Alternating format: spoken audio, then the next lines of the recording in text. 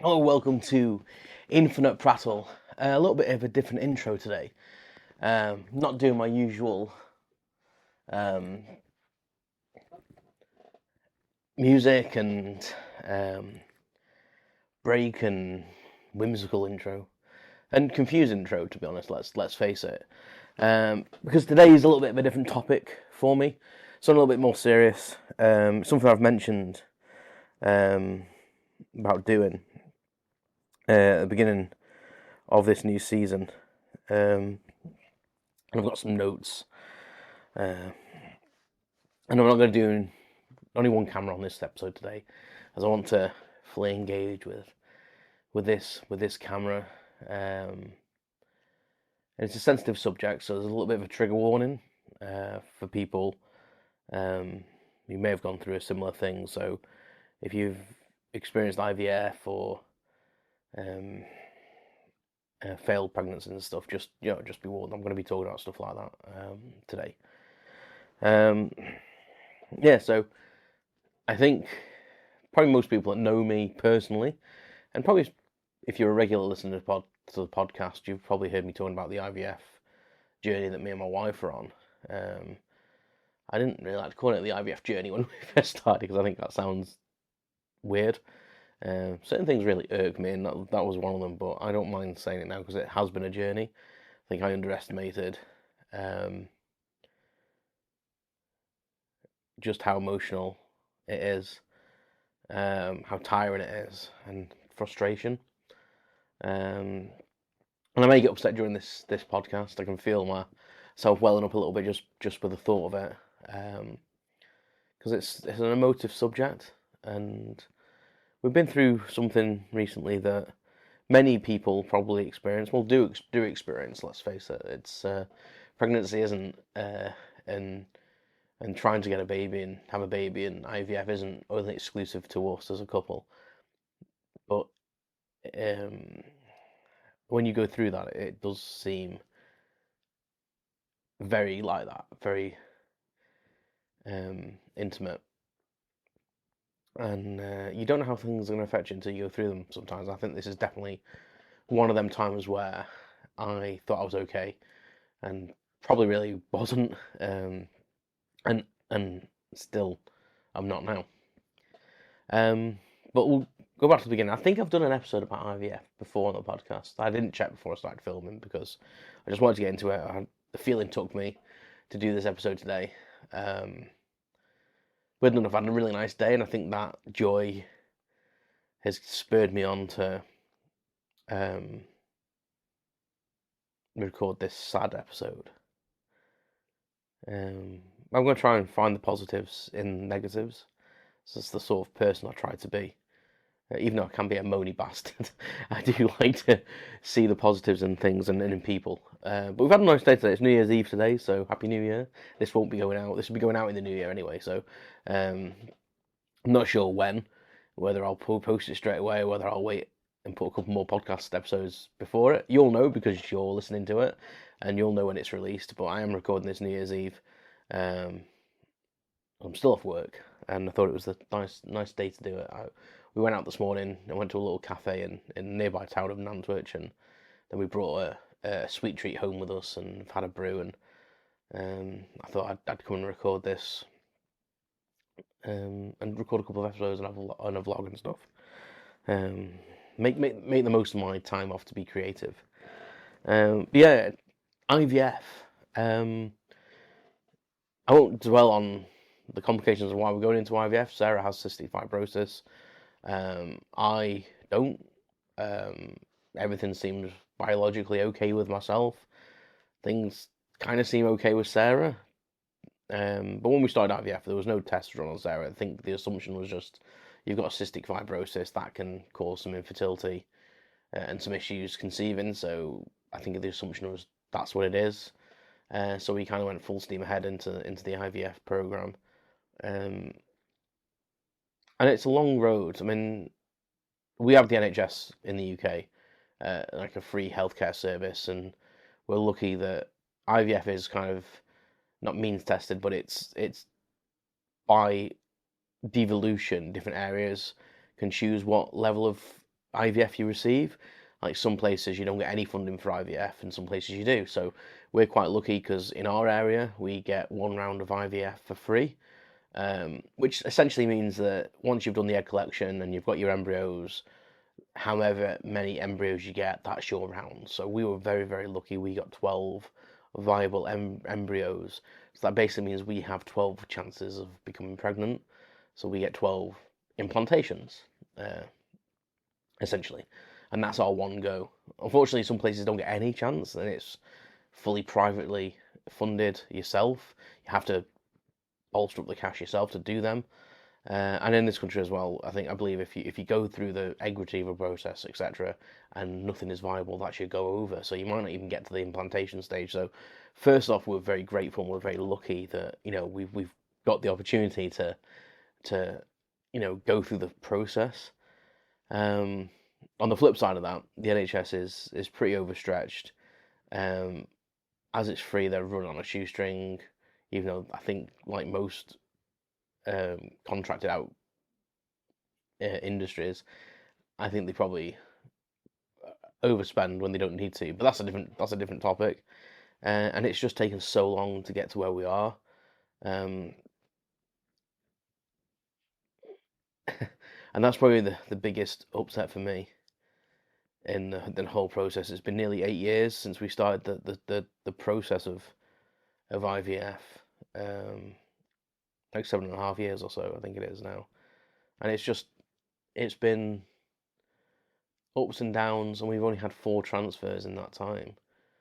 COVID played a part. That was a big issue. Sarah's health, planning, doctor's appointments. It just takes so long, and time is fleeting. And I never wanted to be an older parent. I had this kind of like rose-tinted vision of when I was a teenager that, I was very much of a, if I meet the right girl, I would get married at 18 and start a family. Like that was my view, and like I would quite happily settle down with my first love, which was probably the incorrect thing to do, to be honest, because like as a youngster, you don't really understand. You haven't really got the world experience, and I am a bit of a romantic, and I probably would have just been like, ah, yes, this is it. In hindsight, that would have been wrong, and Sarah is my absolute soulmate, and it's just typical that we're in this situation. So we started our IVF journey, and it took quite a while to get to the point of actually trying to have a transfer. And we were scheduled for our first transfer literally a couple of days before lockdown hit in the UK, and I think we were meant to be going to the hospital on the Thursday to have the transfer, and they phoned us like on the Tuesday or the Wednesday to say it was all cancelled and all shut down, and they had no idea when it was going to start up again. And there's kind of like there's 2 ways of looking at that. Like I think part of me was like kind of like devastated that we didn't get that chance to do that transfer, because it would have been, at least we'd have got one step done, and then when lockdown was over, we could have like been on a on a level of where we were like, we know where we're up to kind of thing now. We can just go to the next step. But we never got that point, and then it took a long time to get an appointment fixed. Admin issues as well as played a problem, but I won't try not to be negative about that on this podcast. But it kind of harks back to what I was saying in previous episodes, that customer service has kind of taken a nosedive, and sometimes empathy is lacking. Let's say that. I'll leave it at that. And it's just the timescales. Like time just slips away, and I'm 42 now, and I still want to be a dad.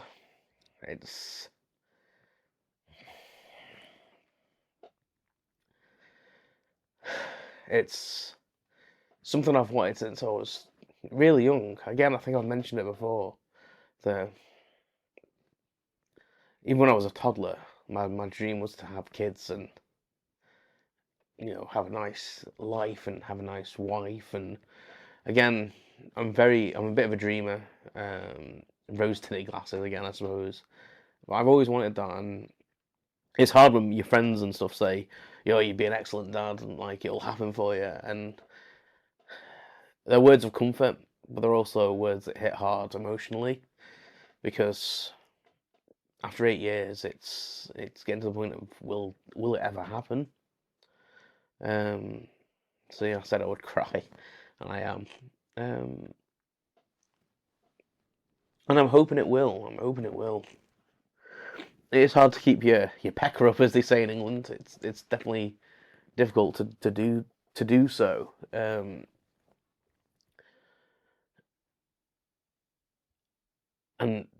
this is only my side of it. Like what Sarah goes through as a prospective mother, I think is like a million times worse. I'm not saying that my feelings don't matter. Oh, I'm getting snuffly, sorry. um, but she has her own illness to deal with, and she also has been taking so much medication every time we go to do a transfer to get herself ready for it.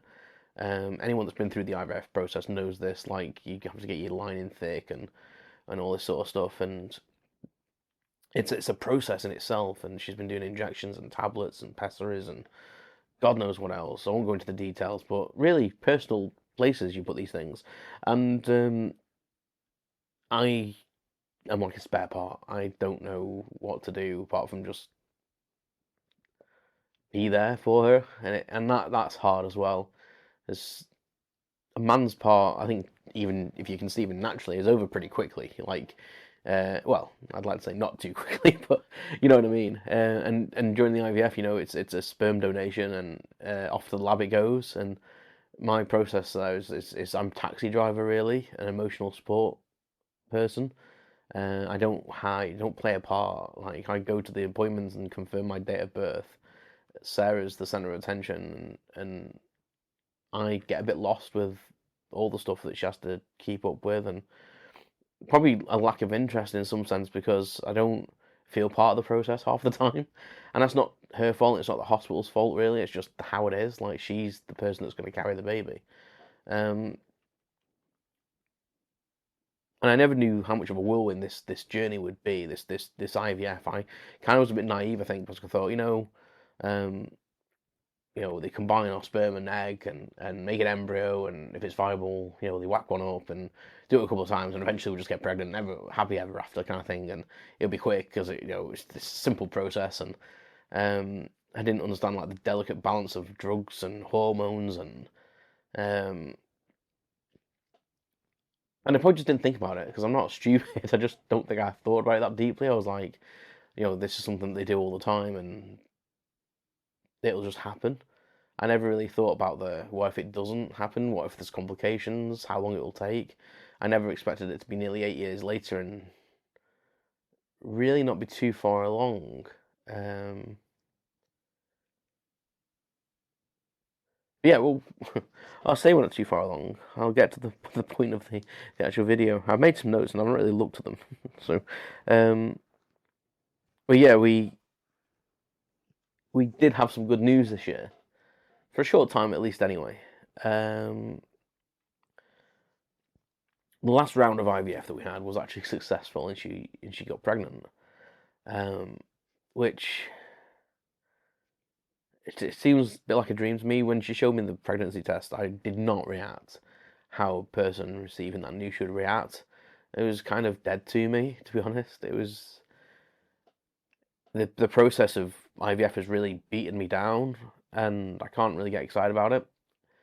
I think when you're going through things naturally, if you were just trying for a baby naturally, like we were before IVF, um, you try, and then if you think you might be pregnant and you do a test, then it's like, oh great, we're pregnant, blah blah.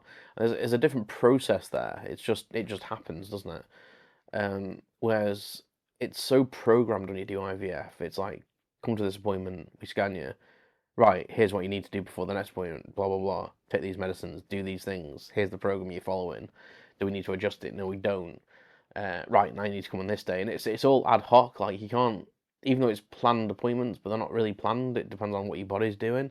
So working around work's been difficult as well. Fitting them in, um, and it's all planned. It's all planned. It's really difficult to keep that a secret from people because they know you're doing IVF and they know we have appointments, and then people feel awkward about asking about things.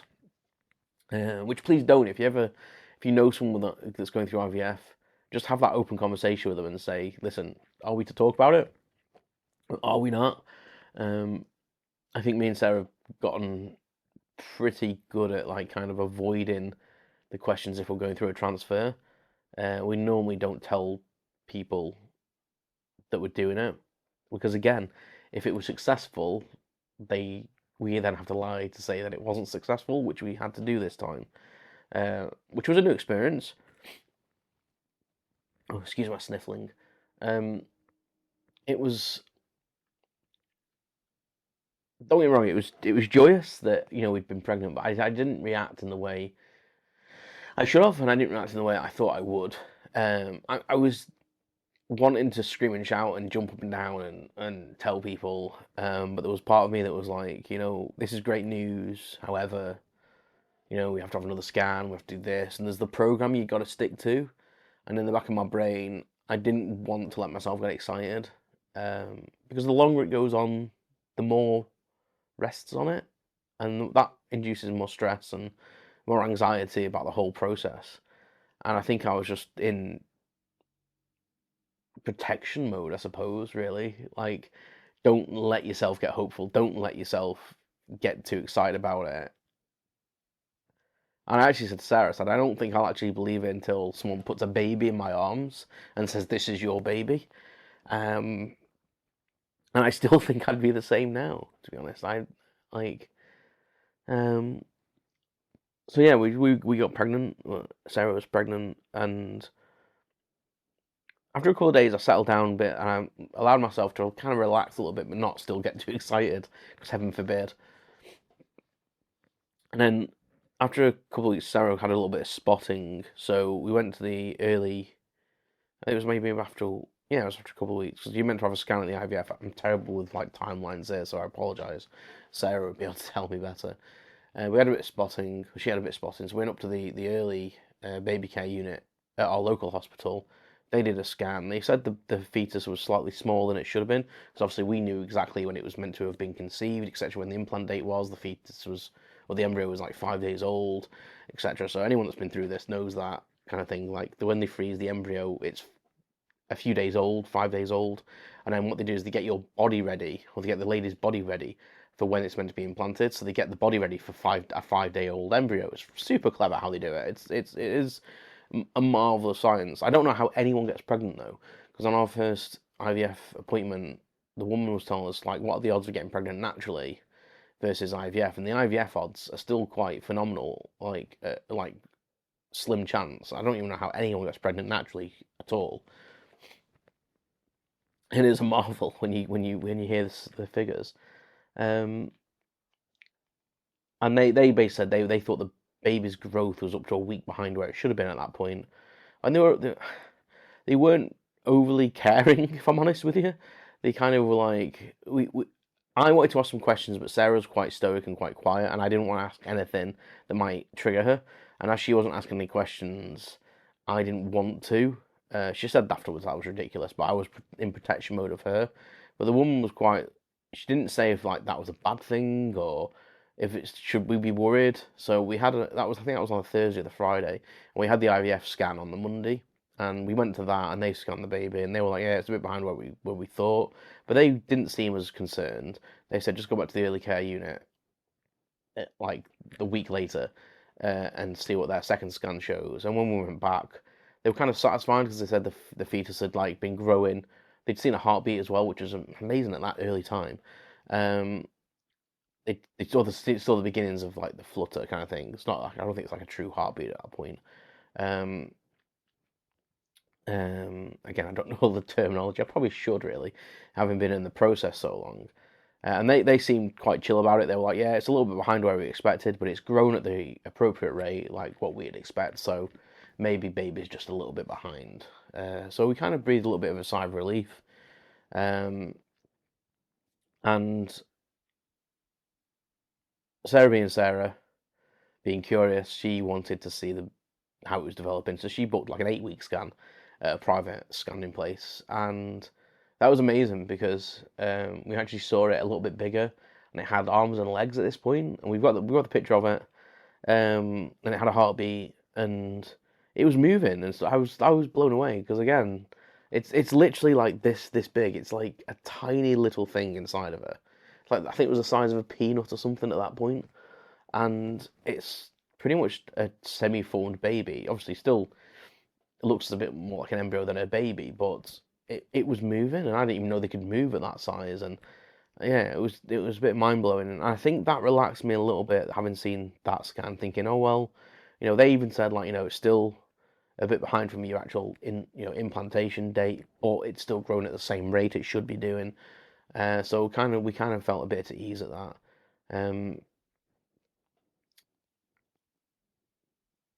Yeah, it was interesting. We had to tell the parents actually, so I'll go back a step.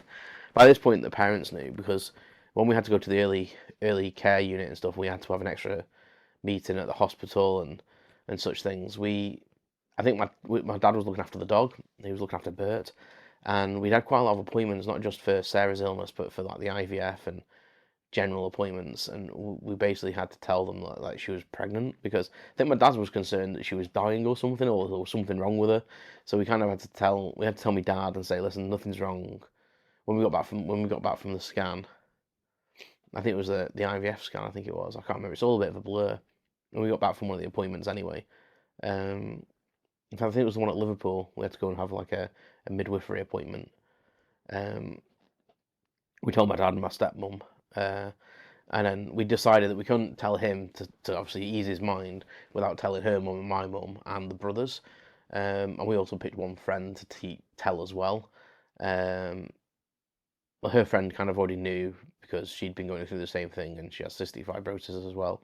So yeah, so that was kind of nice to share that news with someone, but it also felt, I don't know, it was kind of like it'd have been nice if we could just wait until the 12 weeks or at a more appropriate date when we kind of maybe had more of a comfortable feeling that things were going to be okay. Um, and so we told them like quite early on, and my mum was overjoyed. It was lovely hearing how happy she was, and I know she just wants grandchildren basically. And I wanted to have grandchildren desperately. Or just one will do. Just one will do. I keep saying this, but one will do. Don't say plural yet. Just one will do for me currently. And then we had the 12-week scan, and we did like midwife appointments and things like that. Liverpool Women's Hospital, because of Sarah's illness, that's where she felt comfortable about being treated. Her hospital's over there. Liverpool Women's a specialist. They look after people with illnesses or pre-existing conditions or complications, etc. So we felt comfortable that'd be good. Problem is, it's in Liverpool. It's a bit of a drive for us, but you have to take the rough with the smooth, I suppose. And we went over. We had the 12-week scan booked in, which I think Sarah was technically about 13 weeks pregnant at this time because 12-week scan doesn't always match up with your actual dates. It's when they can fit you in.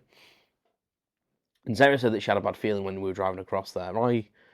In the days leading up to it, kind of let myself relax a bit, and I've been speaking a bit more openly to my parents about it, saying about, we were talking about going over, I was talking about going over to see my mum in New Year, and saying we should maybe go and look at baby furniture and stuff with her, because I knew how much she'd love that.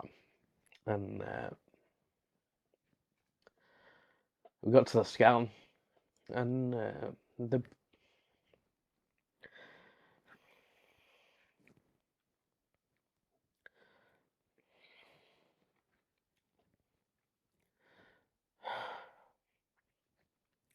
baby didn't have a heartbeat.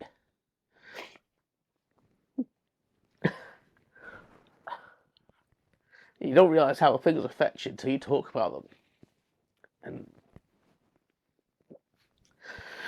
I'm quite good when I receive information like that. I think it's like just my personality and the jobs I've done as well. Like I'm quite good at dealing with stuff. I knew as soon as the baby had come up on the screen, it didn't look much different than the scan at 8 weeks. It just looked wrong. It didn't look like it had grown. It looked still.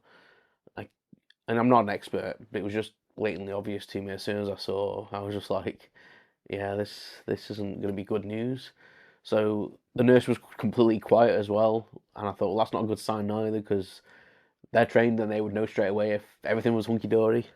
Sarah turned away from the screen because she said to me afterwards that she knew straight away as soon as she saw that there was something going on. And the nurse basically said, like, unfortunately, I can't find a heartbeat. Don't think it's made it. But she has to get a second opinion. So they got some people in, and they were so caring. They were so caring, which kind of makes it worse. Like when you're trying to be stoic and kind of just cope with it internally, and someone's being so nice to you, you're almost like, stop being nice to me because you're gonna make me cry. But they were lovely. And then the decision is that someone came in and confirmed it, and they were lovely as well. And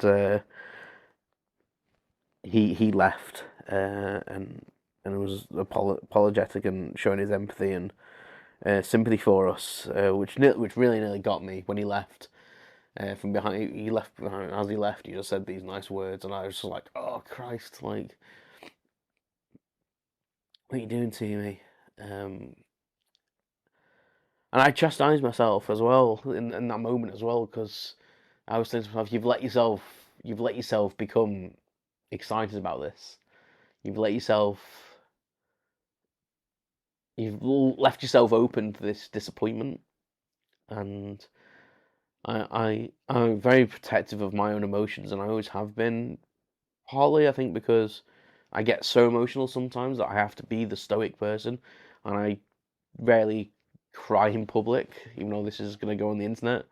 And if I do, it's because it's just something that's so impassioned to me that I just can't keep it in. I can't cope with people being kind to me. I don't want to say it's because I'm not used to it. I just can't. I'm just always one of them people, and people treat me as one of them people that just gets on with everything. So in them times where I do need an arm around a shoulder, I don't always get that when I need it. And that's not me seeking sympathy. That's me just being truthful, because it's just the persona I've put out for all my life. And in adulthood, as a child, you would seek that out if you need it. And in adulthood, I don't, and I wouldn't. Even from Sarah, I would kind of not turn it down, but would shy away from needing that kind of expression of outpouring of sympathy or comfort, and I have to find it in my own way or seek it in my own way. Yeah, but it was a bad day. So they took us through to make a decision about how we wanted the baby, because obviously the baby was still in there. And there was some hard conversations that day. We went through, we were waiting for the consultant, and we were expecting back at home at a certain time. And I think everyone that knew about the pregnancy was expecting this joyous news and maybe a photo of the scan to be sent through to them. And that expectation was hard, and it was very, very hard. And at that moment, I was thinking, why do we have to tell anyone? Because if we hadn't told anyone, we wouldn't have to tell them this now, or at least it would be easier to tell them this because they didn't know the happy news in the first place.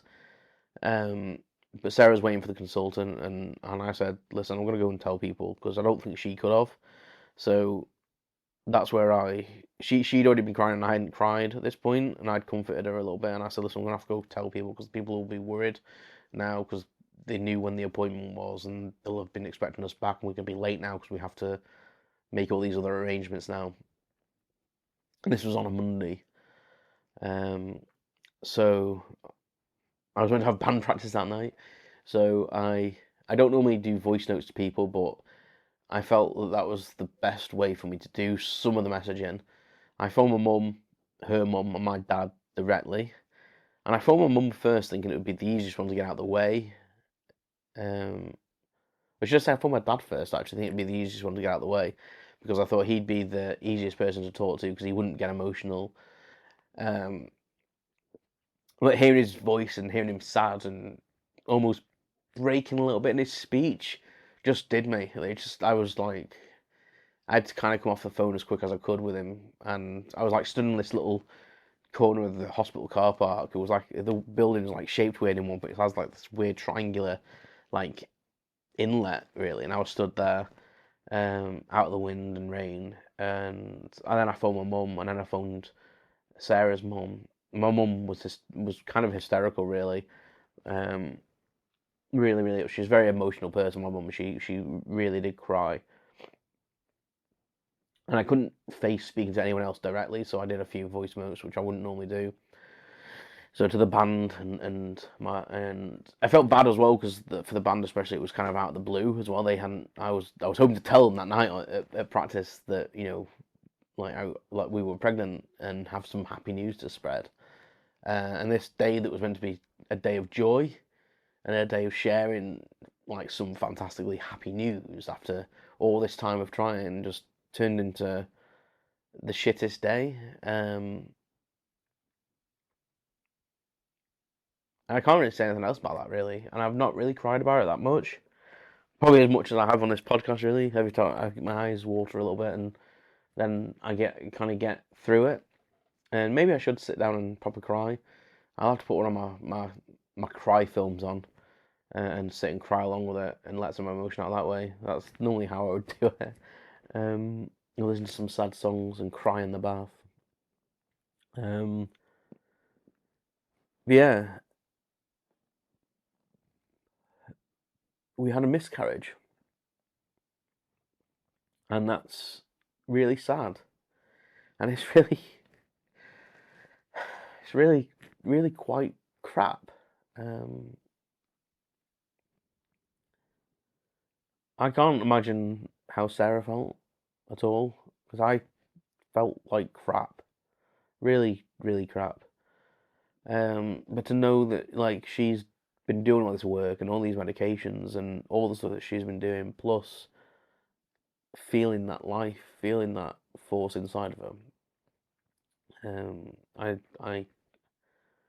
can't even imagine what that feels like for a woman. And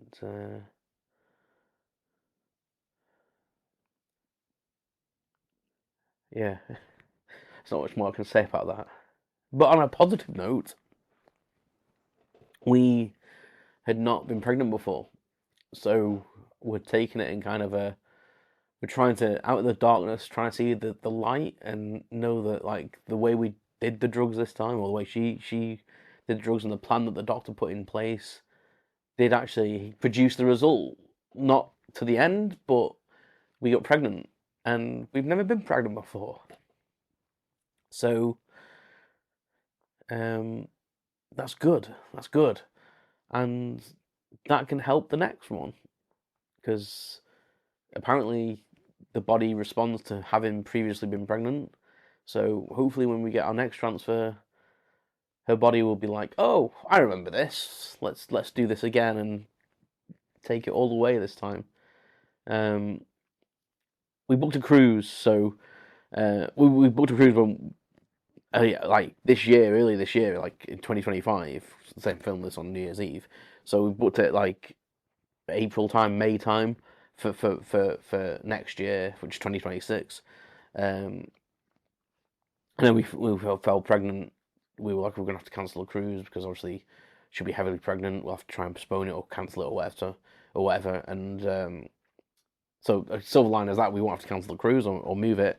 The bad sign of that is that we have to then wait till after the cruise now because there's no point starting in the new year because obviously then if she gets pregnant or anything like that, we won't be able to go on the cruise because it's the whole virus and stuff from the Caribbean because we're going on a Caribbean cruise, which will be lovely. But there's this thing called Zika virus, which you have to be tested for. You're not meant to go when you're pregnant, etc. And you have to sign all these things to say that you're not going to go anywhere with the Zika virus and all these other things. And we started the last IVF. We actually said yeah we were, but we'd cancel the cruise. So don't worry, we'll go ahead and we'll change our plans if necessary. But with it being so close, we've decided just to go on the cruise, have a nice holiday, chill out. And then as soon as we come back, as soon as we're able to, we'll just start the next round. Because fundamentally, we'll be doing the same um, the same um, um, like protocols is the word I'm looking for. So we'll be doing the same protocols. So hopefully we'll just do the next one, and then I will be able to share some good news in 2026. Fingers crossed, with everyone. Yeah.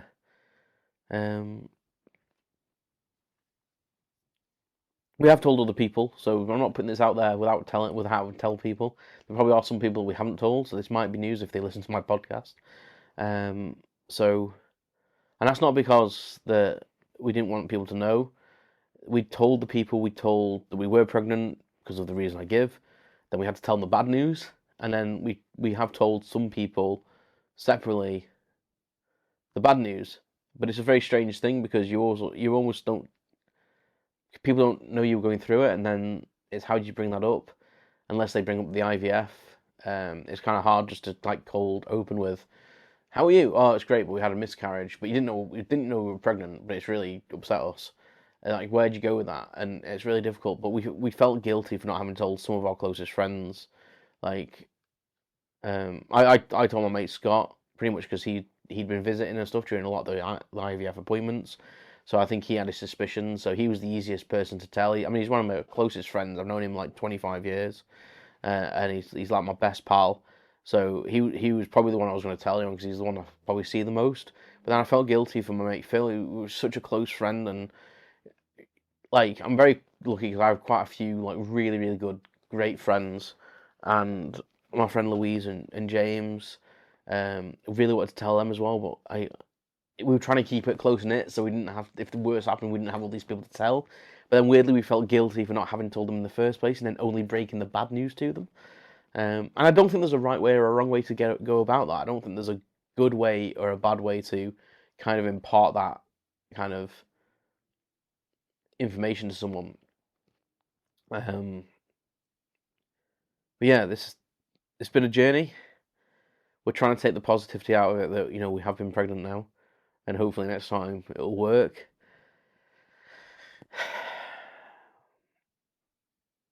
It's just tiring, and so is being a parent, so get used to that, I suppose. Oh dear, I'm all snuffly because I've been crying. I knew I'd get emotional on that one. Remember, there's people out there to talk to. If you are going through this, talk to people. Seek professional advice. This has not been a self-help of IVF trauma and process. It's just my story and Sarah's story kind of shared in a jumbled order, probably in a Prattle order. You get what you pay for with this podcast. But what I would say is, if anyone's going through IVF or someone that wants children that can't have them or is trying to have them and struggling, what I would say to you is, don't shy away from talking about children. If you have children, don't think that they wouldn't want to look after them. They probably would die to look after your kids and give you a night off. Me and Sarah offer quite a lot for people. Like, we'll look after your kids, we'll do this, we'll do that. And I don't think people think that, one, it'll fit into our schedules because we're like single, like, parentless, not single, parentless people, and that we wouldn't really want to do that. We would. It's an absolute privilege to do that. And we're not just saying it. Like, when people say stuff, generally they're not just saying it to seem kind, especially for that sort of level of like offer of help. But don't shy away from the subject. Talk to people about it. Don't be afraid. Maybe have some sort of code word for it. Maybe be open with people that are going through this, because it's shit. And probably don't say, "Oh, it'll happen at some point." Just kind of say, "It's shit, isn't it? I'm here if you need me," because that's all we want to hear. We just want to know that if we want to go somewhere and have a bit of a vent or just chat rubbish to someone, we can. People generally don't want to hear niceties, especially something about this. We've heard it all before. And that's not me being mean, it's just saying, it's almost like, it seems comforting, but it isn't. But yeah, just be there for someone that's going through something. Anything, really. Not just IVF stuff and baby stuff. just for anything. Be kind. I'm going to wrap it up there because I've been chunnering for 40 minutes, there or thereabouts. Thank you for listening to this podcast. Sorry it was a sad one. It's something I wanted to share with everyone, not just because I wanted to get off my chest, but, maybe someone will listen to this that's going through the same thing and feel comforted by it. And if one person feels that, then happy days. I'm going to record something happy after this podcast, I think. Might record another vlog, because I need an uplift. I need to finish me brew and talk about something happier. But until next time, look after yourselves, talk to each other, be nice, be kind, and keep prattling.